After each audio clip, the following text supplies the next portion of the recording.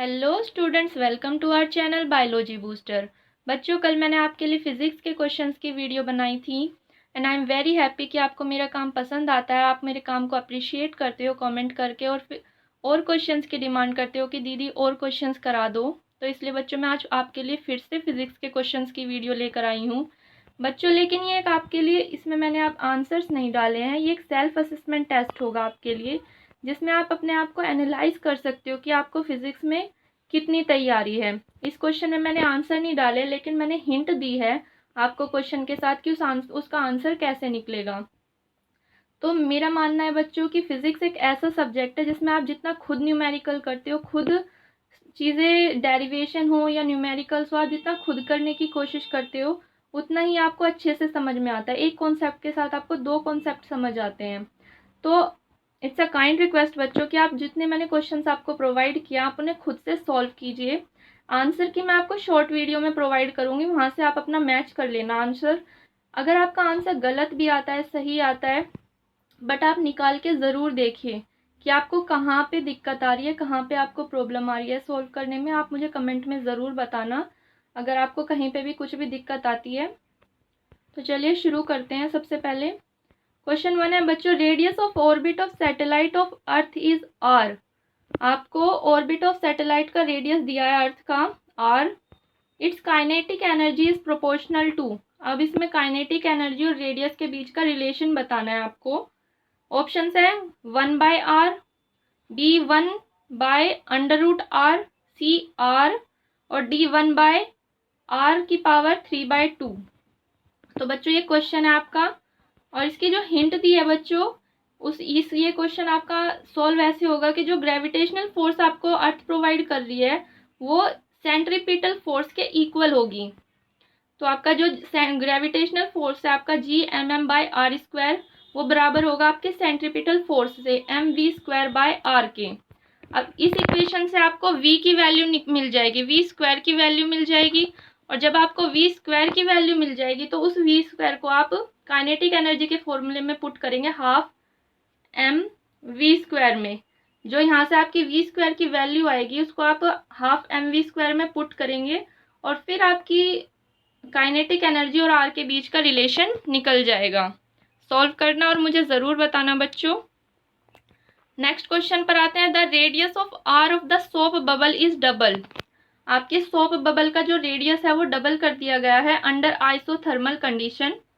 अगर T be the surface tension, T जो है बच्चों सरफेस टेंशन है सोप बबल का, तो work done in doing so is given by.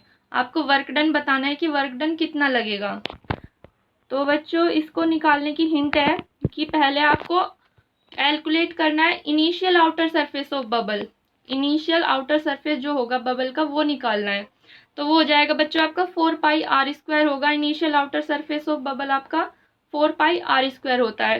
Then आपको बोला गया है इसमें कि आपका जो रेडियस है वो डबल कर दिया गया है। तो जब आप जो आपका 4πr² है उसमें आप रेडियस डबल कर दोगे तो ये आपका 16πr² हो जाएगा। और 16πr² आपका final outer surface of bubble हो जाएगा। ठीक है बच्चों, आपका इनिशियल हो गया 4πr² और आपका final outer surface of bubble हो जाएगा 16πr², क्योंकि रेडियस यहाँ पर डबल हो चुका है। अब आपका फाइनल और इनिशियल में से आप माइनस करोगे तो आपका डेल्टा ए आ जाएगा, यानी कि चेंज इन आउटर सरफेस आ जाएगा। आप चेंज इन आउटर सरफेस निकल के आएगा आपका फाइनल में से जब आप इनिशियल माइनस करोगे। और उस डेल्टा ए की वैल्यू आपको वर्क डन के फॉर्मूले में डालनी है। Work done is equal to delta A into T. T यहाँ पे आपका सरफेस टेंशन है। अब जो डेल्टा ए आपको आया है आपको उसको इंटू टी कर देना, आपकी वैल्यू आ जाएगी। एक और बात याद रखना बच्चों, जो आपका ये डेल्टा ए आएगा वो सिर्फ एक साइड के लिए आएगा और बबल्स की दो साइड होती हैं, तो आपको उसको डबल कर देना होगा। जो भी आपका डेल्टा ए आएगा उसको आपको डबल कर देना है, क्योंकि इस बबल की सरफेस दो होती है, एक आउटर और एक इनर। तो आपको उसको डबल कर देना है जितना भी आपका डेल्टा ए आएगा, और फिर आपका वर्क डन निकल जाएगा। और इनमें से जो भी आपका ऑप्शन सही होगा उसे क्लिक करना, आंसर की से आप फिर मैच कर लेना। नेक्स्ट क्वेश्चन पर आते हैं बच्चों। A closed organ pipe and an open organ pipe are tuned to the same fundamental frequency. Frequency same दी गई है बच्चों, यहाँ ध्यान रखिएगा कि फ्रीक्वेंसी जो है वो आपको सेम दी गई है क्लोज्ड ऑर्गन पाइप की और ओपन ऑर्गन पाइप की। अब उनकी लेंथ का रेशियो बताना है आपको। ऑप्शंस है 1:2, बी 2:3, सी 2:1, डी 4:3।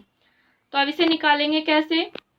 हिंट है बच्चों, जो आपकी क्लोज्ड ऑर्गन पाइप की लेंथ होती है वो होती है λ/4, तो इसको हम L1 मान लेंगे। क्लोज्ड ऑर्गन पाइप की लेंथ को हम L1 मानेंगे, वो होगी आपकी λ1/4। और जो आपकी ओपन ऑर्गन पाइप की लेंथ होती है उसे L2 मानेंगे, वो हो जाएगी आपकी λ2/2।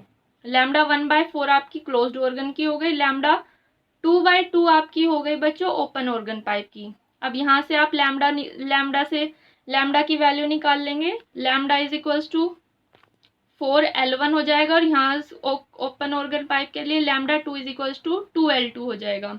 अब फ्रीक्वेंसी का फॉर्मूला होता है बच्चों speed upon wavelength.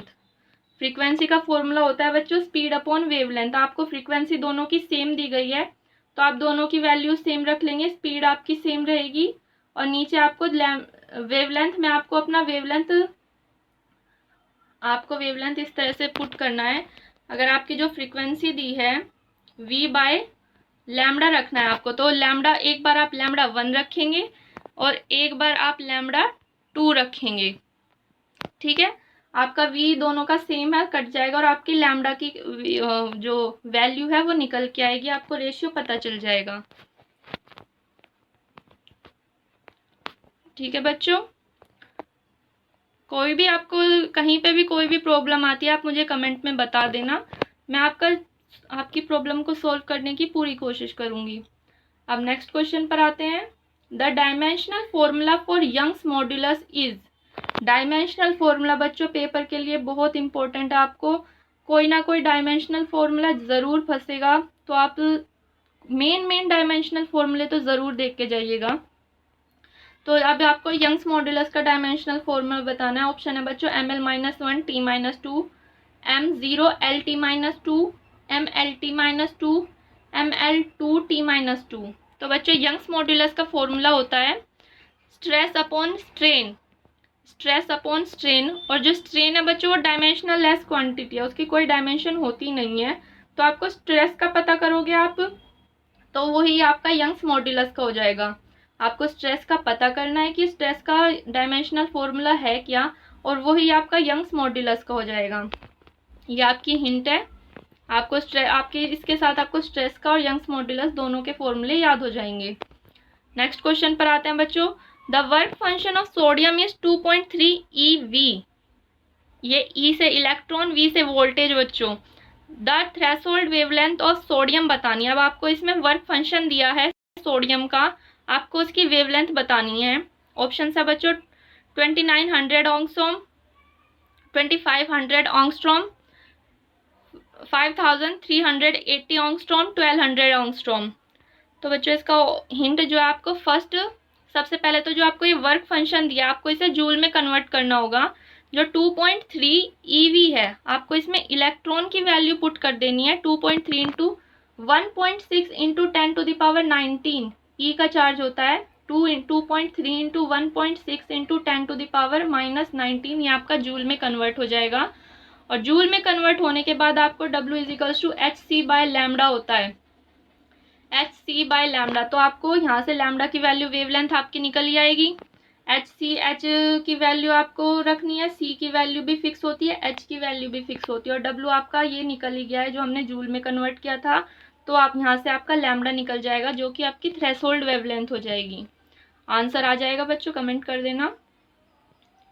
Next question है बच्चों, a prism of refractive index √2 has a refractive angle of 60 degree.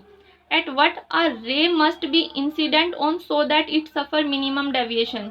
अब बच्चों एक प्रिज्म दिया है जिसका रिफ्रैक्टिव इंडेक्स आपको √2 दिया है और उसका रिफ्रैक्टिव एंगल है बच्चों 60 डिग्री।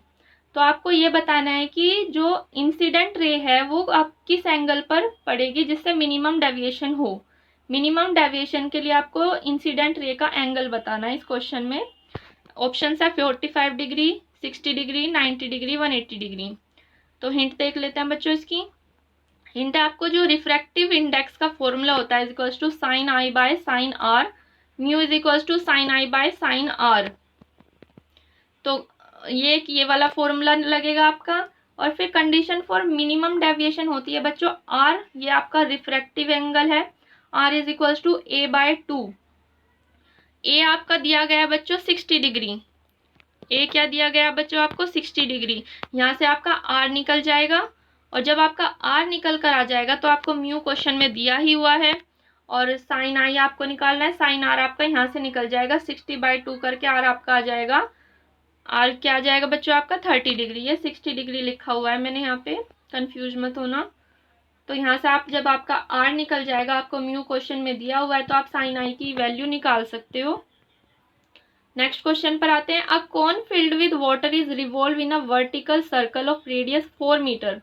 एक कोन है जिसमें वाटर फिल्ड है, वो रिवॉल्व कर रहा है वर्टिकल सर्कल में जिसका रेडियस 4 मीटर दिया है, एंड और जो वाटर है उसमें से नीचे नहीं गिर रहा है, वो वाटर के साथ घूम रहा है। उस कोन के अंदर वाटर फिल्ड है लेकिन वो वाटर फिर भी नहीं घूम रहा है, तो उस what must be the maximum period of revolution, उसने कितने रिवॉल्यूशन लिए होंगे, मैक्सिमम पीरियड ऑफ रिवॉल्यूशन बताना है अब आपको। इसमें ऑप्शन है बच्चों 2 सेकेंड का, 4 सेकेंड का मैक्सिमम पीरियड ऑफ रिवॉल्यूशन लिया है, 1 सेकेंड का लिया है, या 6 सेकेंड का लिया है।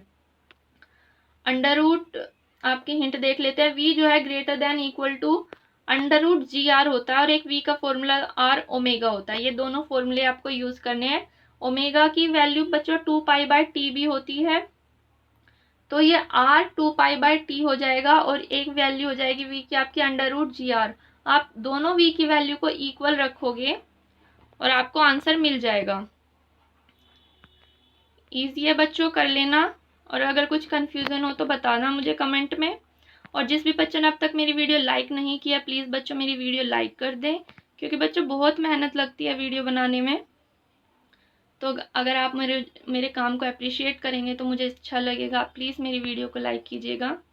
नेक्स्ट क्वेश्चन पर आते हैं बच्चों। The minimum wavelength of x-ray emitting by x-ray tube is 0.4125 angstrom. The accelerating voltage बतानी है इसमें। अब आपको बच्चों इसमें वेवलेंथ दिया है, आपको वोल्टेज बतानी है। कुछ नहीं बच्चों, इसमें सिंपल वही ऊपर वाला फॉर्मूला लगाना है आपको जो हमने इसमें लगाया था, W is equal to hc/λ। अब इसमें आपको यहाँ पे W की वैल्यू आप देख सकते हो वर्क फंक्शन की, आपको EV में दी गई थी। आपको ये जो W दिया है आपको वर्क फंक्शन, वो EV में भी दिया है, यानी कि इलेक्ट्रॉन और वोल्टेज आपको इसमें आपकी वैल्यू पुट कर सकते हो आप। तो जब यहाँ पर हम इस क्वेश्चन में जब हम W की वैल्यू रखेंगे तो हम इसको EV रखेंगे। EV is equal to hc/λ। E आपको पता है 1.6 इंटू 10⁻⁻19 होता है, और hc/λ, लैम्डा भी इसमें दिया गया है बच्चों। आंगस्ट्रॉम से आप उसे कन्वर्ट कर सकते हो इंटू 10⁻⁻10 करके। तो यहाँ से आपकी वोल्टेज की वैल्यू निकल जाएगी जब आप इसे V is equal to hc/λ करोगे, और आपका E भी लैम्डा के साइड में ही आ जाएगा। यहाँ से आपकी वोल्टेज की वैल्यू निकल जाएगी। नेक्स्ट क्वेश्चन पर आते हैं बच्चों। A sphere of diameter 0.2 metre and mass 2 kg is rolling on an inclined plane with velocity 0.5 metre per second. आपको काइनेटिक एनर्जी बतानी है। एक स्फीयर है जिसका डायमीटर दे दिया बच्चों 0.2 मीटर, और मास दिया है बच्चों उसका 2 kg।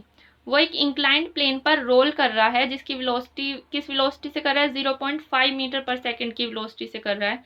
तो आपको उस स्फीयर की काइनेटिक एनर्जी बतानी है। ऑप्शन है बच्चों 0.1 जूल, 0.3 जूल, 0.5 जूल, 0.42 जूल।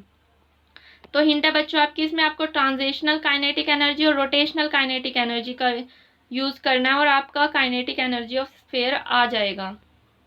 ठीक है, आपकी जो ट्रांजिशनल काइनेटिक एनर्जी होती है वो 1/2 mv² होती है, और आपकी रोटेशनल काइनेटिक एनर्जी बच्चों 1/2 I⍵² होती है। तो आप इसको वैल्यूज को पुट करना, आपका आंसर आ जाएगा। नेक्स्ट क्वेश्चन पर आते हैं। The temperature of the black body increase from T to 2T। Temperature जो है एक ब्लैक बॉडी का वो इंक्रीज कर रहा है बच्चों। T से पहले T था, फिर उसका डबल हो गया यानी 2T हो गया। The factor by which the rate of emission will increase. अब जो हीट निकल रही है, एमिट हो रही है, उसका बताना है, रेट बताना है आपको, कितने रेट से निकलेगी, 4, 2, 16, 8, ये ऑप्शन है बच्चों। तो बच्चों इसमें इस क्वेश्चन में बच्चों आपकी Stefan's law for radiated energy का रूल लगेगा। Stefan's law of radiated energy क्या कहता है कि जो एनर्जी है वो डायरेक्टली प्रोपोर्शनल होती है टी की पावर 4 के। टी आपका बच्चों यहाँ पे टेम्परेचर है, तो जब आपका E डायरेक्टली प्रोपोर्शनल होगा टी की पावर 4 के, तो आप एक बार E की वैल्यू टी की पावर 4 लिखोगे और E2 की वैल्यू आप 2t की पावर 4 लिखोगे, और फिर काट पीट के आपका रिलेशन निकल आएगा। यहाँ पे आप उसका कमेंट मुझे करना। नेक्स्ट क्वेश्चन पर आते हैं। If work function of metal is 4.2 EV, the cut off wavelength is 8000 आंगस्ट्रॉम, 7000 आंगस्ट्रॉम, 1472 आंगस्ट्रॉम, 2950 आंगस्ट्रॉम। तो बच्चों ये एज इट इज, इस क्वेश्चन का बच्चों आप बिल्कुल एज इट इज आपके क्वेश्चन नंबर 5 जैसा होना है ये। उसमें कट ऑफ दिया था, इसमें उसमें थ्रेशोल्ड दिया था, इसमें कट ऑफ दिया है, सिर्फ डिफरेंस इतना है, वरना क्वेश्चन ये एग्जैक्ट उसके जैसे ही सॉल्व होगा। इसका आप आंसर निकालना और आंसर की से मैच करना। आंसर की मैं आपको 2 घंटे के बाद प्रोवाइड करूँगी, जिससे आप पहले इन क्वेश्चंस को खुद सॉल्व करने की कोशिश करें और आंसर अपना मैच करें। बच्चों इसी के साथ वीडियो का एंड होता है। अगर आपको मेरी वीडियो पसंद आई हो तो प्लीज़ लाइक कीजिए, शेयर कीजिए और सब्सक्राइब कीजिए। और कोई भी आपको डाउट हो तो आप मुझे कमेंट में आकर पूछ सकते हैं। Thank you for watching.